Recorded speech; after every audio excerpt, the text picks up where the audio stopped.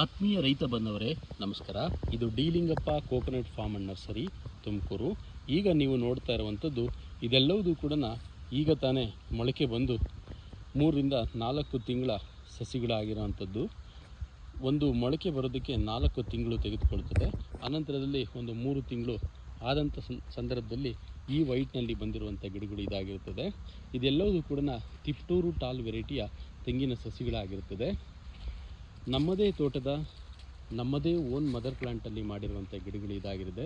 D Lingappa coconut farm CDB ತೆಂಗು ಅಭಿವೃದ್ಧಿ ಮಂಡಳಿ ಭಾರತ ಸರ್ಕಾರದಿಂದ ಅನುಮೋದನೆಗೊಂಡಿರುವಂಥ ಫಾರ್ಮ್ ಇದಾಗಿದೆ. ಈಗ ನೀವಿಲ್ಲಿ ನೋಡ್ತಾ ಇರುವಂಥ ಗಿಡಗಳು ಎಲ್ಲವೂ ಕೂಡ ಅತ್ಯಂತ ಉತ್ತಮ ಗುಣಮಟ್ಟದ ಬೀಜದ ಬಿತ್ತನೆಕಾಯಿಗಳನ್ನು ಆಯ್ಕೆ ಮಾಡಿರುವಂಥದ್ದು. ತಾಯಿ ಮರಗಳ ಆಯ್ಕೆ ಇರುತ್ತದೆ. ತಾಯಿ ಮರಗಳನ್ನು ಆಯ್ಕೆ ಮಾಡಬೇಕಾದ್ರೆ ಸಾಕಷ್ಟು ಮಾನದಂಡಗಳಿರ್ತದೆ. ಅದು ಒಂದು ಉತ್ತಮವಾದಂಥ ಗುಣಮಟ್ಟದ ತಾಯಿ ಮರ ಆಗಿರಬೇಕಾಗುತ್ತದೆ. 40 ರಿಂದ 45 ವರ್ಷ ವಯಸ್ಸನ್ನು ಅದು ಕಳೆದಿರಬೇಕು.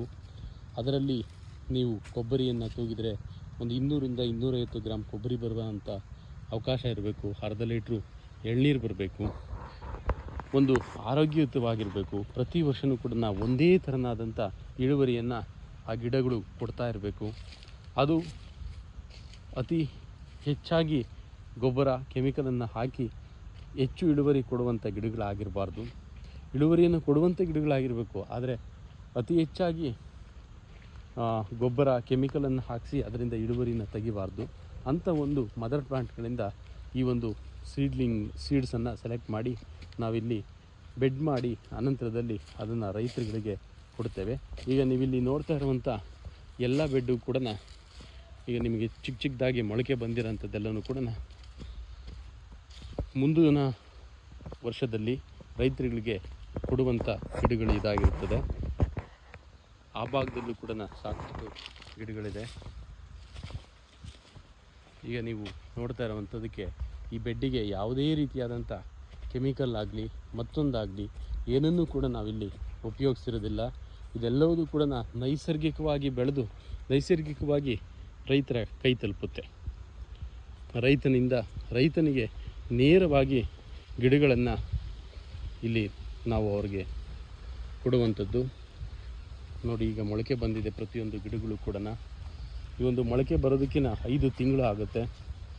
ಅದನ್ನು ಆಯ್ಕೆ ಮಾಡೋದಕ್ಕಿಂತ ಮುಂಚೆ ಅದು ಮದರ್ ಪ್ಲ್ಯಾಂಟ್ನಲ್ಲಿ ಒಂದು ಕಾಯಿ ಕೆಳಗಡೆ ಉದುರಬೇಕು. 12 ತಿಂಗಳು ಆಗಿ ಅದು ತುಂಬ ಮಾಗಿ ಮತ್ತು ಪಕ್ವವಾಗಿ ಆ ಕಾಯಿ ಕೆಳಗಡೆ ಬೀಳಬೇಕಾಗುತ್ತೆ. ಬಿದ್ದಂಥ ಸಂದರ್ಭದಲ್ಲಿ ಆ ಕಾಯಿಗಳನ್ನು ಆಯ್ಕೆ ಮಾಡಿಕೊಂಡು ಅದರಲ್ಲಿ ನಾವು ಸಸಿಗಳನ್ನು ಮಾಡೋ ಅಂಥದ್ದು. ಈಗ ನೀವಿಲ್ಲಿ ನೋಡ್ತಾ ಇರುವಂಥದ್ದು ಈ ಕಾಯಿಗಳ ಸೈಜ್ ಆಗಿರ್ಬೋದು ಮತ್ತು ಶೇಪ್ ಆಗಿರ್ಬೋದು ಎಲ್ಲವೂ ಕೂಡ ಅತ್ಯಂತ ಗುಣಮಟ್ಟವಾಗಿರ್ತದೆ. ಅಂಥ ಒಂದು ಬೀಜದ ಕಾಯಿಗಳನ್ನು ಆಯ್ಕೆ ಮಾಡಿಕೊಂಡು ರೈತರು ಸಸಿಗಳನ್ನು ಮಾಡಿ ರೈತರಿಗೆ ಕೊಟ್ಟಂಥ ಸಂದರ್ಭದಲ್ಲಿ ಅಲ್ಲಿ ಉತ್ತಮವಾದಂಥ ಫಲ ಸಿಗುವುದಂತೂ ಗ್ಯಾರಂಟಿ ಆಗಿರುತ್ತದೆ. ಹಾಗಾಗಿ ತೆಂಗು ಅನ್ನುವಂಥದ್ದು ಒಂದು ಬಾರಿ ಮಾಡುವಂಥದ್ದು 100 ಬಾರಿ ಯೋಚನೆ ಮಾಡಬೇಕಾಗುತ್ತದೆ. ಯಾವುದೇ ಮದರ್ ಪ್ಲ್ಯಾಂಟು ಅಥವಾ ತೋಟ ಇಲ್ಲದೇ ಇರುವಂತಹ ಪ್ರದೇಶದಿಂದ ಸಸಿಗಳನ್ನು ತರಬಾರ್ದು ಅನ್ನುವಂಥದ್ದು ನಮ್ಮ ಅಭಿಪ್ರಾಯ ಆಗಿರುತ್ತದೆ. ಈಗ ನೀವಿಲ್ಲಿ ನೋಡ್ತಾ ಇರುವಂಥ ಗಿಡಗಳು ನೋಡಿ, ಇದಿಷ್ಟು ಬೆಡ್ಡಲ್ಲಿ ಗಿಡಗಳು ಬರ್ತಾಯಿದೆ. ನಿಮಗೆ ಎಕ್ಸಾಂಪಲ್ ಹೇಳಬೇಕು ಅಂದರೆ ಒಂದು ಉತ್ತಮವಾದಂಥ ಬೀಜದ ಬಿತ್ತನೆಯನ್ನು ಮಾಡಿ ಸಸಿಗಳನ್ನು ಮಾಡಿ ಅದನ್ನು ಬೆಳವಣಿಗೆ ಮಾಡಿದಂಥ ಸಂದರ್ಭದಲ್ಲಿ ಉತ್ತಮ ಫಸಲು ಸಿಗುತ್ತೆ. ಈಗ ನೀವಿಲ್ಲಿ ನೋಡ್ತಾ ಇರುವಂಥ ಗಿಡ ಕೂಡ 12 ವರ್ಷದ ಗಿಡ ಆಗಿರುತ್ತದೆ. ಇದು ನಮ್ಮದೇ ತೋಟದ ನಮ್ಮದೇ ತಾಯಿ ಮರಗಳಿಂದ 12 ವರ್ಷಗಳ ಹಿಂದೆ ನಾಟಿ ಮಾಡಿರುವಂಥ ತೋಟ. ಈಗ ಇದು ನೀವು ನೋಡ್ತಾ ಇರುವಂಥದ್ದು 12 ವರ್ಷದ ತೋಟ. ನೋಡಿ ಎಷ್ಟು ಚೆನ್ನಾಗಿ ಗುಣಗಳು ಬಂದಿದೆ ಅನ್ನುವಂಥದ್ದು. ಇದು ತಿಪ್ಟೂರು ಟಾಲ್ ವೆರೈಟಿಯ ವಿಶೇಷತೆ ಏನಂದರೆ ಇದೆಲ್ಲವೂ ಕೂಡ ಈವನ್ ಶೇಪಲ್ಲಿ ಬರ್ತದೆ ಕಾಯಿಗಳು. ಅಂದರೆ ಬೇರೆ ಬೇರೆ ತಳಿಗಳಲ್ಲಿ ಬೇರೆ ಬೇರೆ ರೀತಿಯಾದಂಥ ಶೇಪಲ್ಲಿ ಕಾಯಿಗಳು ಸಿಗ್ತವೆ. ಉದ್ದ ಸಿಗುತ್ತೆ, ಆ ಥರದ್ದು ಸಿಗ್ತಾ ಹೋಗುತ್ತೆ. ಆದರೆ ತಿಪ್ಟೂರು ಟಾಲ್ ವೆರೈಟಿ ಎಲ್ಲವೂ ಕೂಡ ರೌಂಡ್ ಶೇಪಲ್ಲಿ ಗುಂಡಾಕಾರವಾಗಿರುತ್ತೆ. ಈ ಕಾಯಿಗಳು ಒಂದೊಂದು ಗೊನೆಯಲ್ಲಿ ಒಂದು 20 ಕಾಯಿಗಳು ನಿಮಗೆ ಸಿಗುತ್ತೆ. ಆ ಒಂದು ಕಾಯಿಗಳು ಒಂದು ವರ್ಷದಲ್ಲಿ ಒಂದು 200 ಕಾಯಿಗಳನ್ನು ನೀವು ಹಾರ್ವೆಸ್ಟ್ ಮಾಡ್ಬೋದು. ಒಂದು ಗೊನೆಯಲ್ಲಿ ಒಂದು 20 ಕಾಯಿಗಳು ನಿಮಗೆ ಸಿಕ್ಕಿದ್ರೂ ಕೂಡ ಆನ್ ಆ್ಯಂಡ್ ಅವರೇಜು ನಿಮಗೆ ಒಂದು 200 ಕಾಯಿಗಳು ನಿಮಗೆ ಲಭಿಸುತ್ತೆ. ಮತ್ತು ಈ ಒಂದು ಟಿಪ್ಟೂಟಾಲ್ ವೆರೈಟಿಯ ಗಿಡಗಳಿಗೆ ಅತಿ ಹೆಚ್ಚಾದ ಗೊಬ್ಬರ ಆಗಿರ್ಬೋದು, ನೀರಾಗಿರ್ಬೋದು, ಆ ಥರದ್ದನ್ನು ಕೂಡ ಅವಶ್ಯಕತೆ ಬರೋದಿಲ್ಲ. ಕಡಿಮೆ ಗೊಬ್ಬರ, ಕಡಿಮೆ ನೀರು ಅಂಥ ಒಂದು ಪ್ರದೇಶದಲ್ಲಿ ನೀವು ಆರಾಮಾಗಿ ಟಿಪ್ಟೂಟಾಲ್ ವೆರೈಟಿನ ಬೆಳಿಬೋದು. ಇದ್ರ ಆಯುಷ್ಷು 100ರಿಂದ 120 ವರ್ಷದವರೆಗೂ ಇರುತ್ತೆ.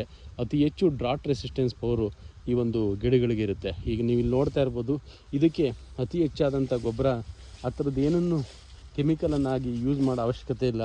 ನಿಮ್ಮಲ್ಲಿ ಸಿಗುವಂಥ ಗರಿಗಳಲ್ಲಿ ಬಿದ್ದಂಥ ಗರಿಗಳು ಅಥವಾ ಸತ್ತೆ ಅದನ್ನೇ ಹಾಕಿದರೆ ಅದೇ ಸಹ ಗೊಬ್ಬರ ಆಗಿ ನಿಮಗೆ ಅದು ಫಲವನ್ನು ಕೊಡುತ್ತೆ. ಇದು ತುಮಕೂರು ಜಿಲ್ಲೆಯಲ್ಲಿ ಸಾಕಷ್ಟು ರೈತರು ನಂಬಿ ಬೆಳೀತಾ ಇರುವಂಥ ತಳಿ ಟಿಪ್ಟೂಟಾಲ್ ವೆರೈಟಿಯ ತಳಿಯಾಗಿರುತ್ತೆ. ಹಾಗಾಗಿ ರೈತರು ತಳಿಗಳನ್ನು ಆಯ್ಕೆ ಮಾಡಬೇಕಾದ್ರೂ ಕೂಡ ಅತ್ಯಂತ ಸೂಕ್ಷ್ಮವಾಗಿ ಆಯ್ಕೆ ಮಾಡಬೇಕಾಗುತ್ತದೆ. ಸೂಕ್ಷ್ಮವಾಗಿ ಅಂದರೆ ಆ ತಳಿಯ ಇತಿಹಾಸವನ್ನು ನೋಡಬೇಕಾಗುತ್ತೆ. ಸುಮ್ಮನೆ ಯಾವುದೋ ಒಂದು ತಳಿ ಹೊಸದಾಗಿ ಬಂದಿದೆ ಅಥವಾ ಹೈಬ್ರಿಡೇಷನ್ ಇದೆ ಅನ್ನೋಂಥದ್ದಲ್ಲ. ಈ ಒಂದು ತಳಿಗಳನ್ನು ನೀವು ಆಯ್ಕೆ ಮಾಡಿದ ಸಂದರ್ಭದಲ್ಲಿ ಉತ್ತಮವಾದ ಫಲ ನಿಮಗೆ